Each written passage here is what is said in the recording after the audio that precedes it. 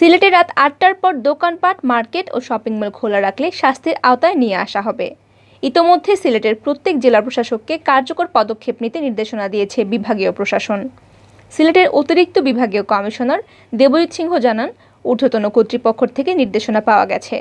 বিদ্যুৎ সাশ্রয় করতে রাত ৮টার পরপরই দোকানপাট, মার্কেট ও শপিং মল বন্ধ করে ফেলতে হবে।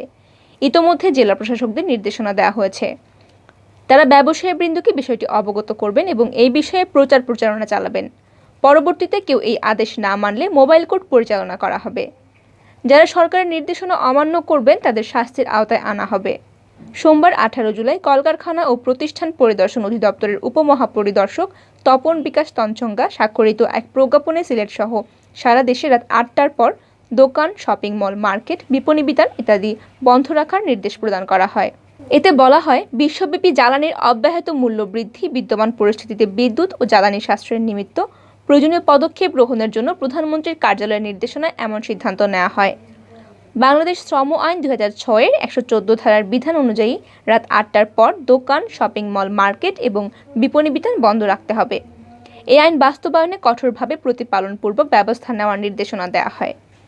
সরকারের এই সিদ্ধান্তের কথা সিলেটের বিভিন্ন পর্যায়ের ব্যবসায়ী, নেতা, মার্কেট পরিচালনা কমিটি, মালিক সমিতি, মার্কেট ব্যবসায়ী সমিতি সহ বিভিন্ন ব্যবসায়ী সংগঠনের নেতৃবৃন্দকে জানানো হয়েছে।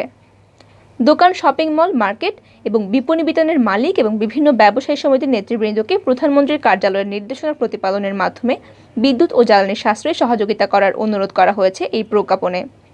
এদিকে রাত ৮টার পর দোকানপাট, শপিং মল খোলা থাকলে তাদের বিদ্যুৎ সংযোগ বিচ্ছিন্ন করে দেওয়া হবে বলে সাফ জানিয়ে দিয়েছে বিদ্যুৎ, জ্বালানি ও খনিজ সম্পদ প্রতিমন্ত্রী নসরুল হামিদ। বিদ্যুৎ সাশ্রয় ইস্যুতে সোমবার সচিবালয়ে আয়োজিত এক ব্রিফিংয়ে তিনি এই কথা জানান।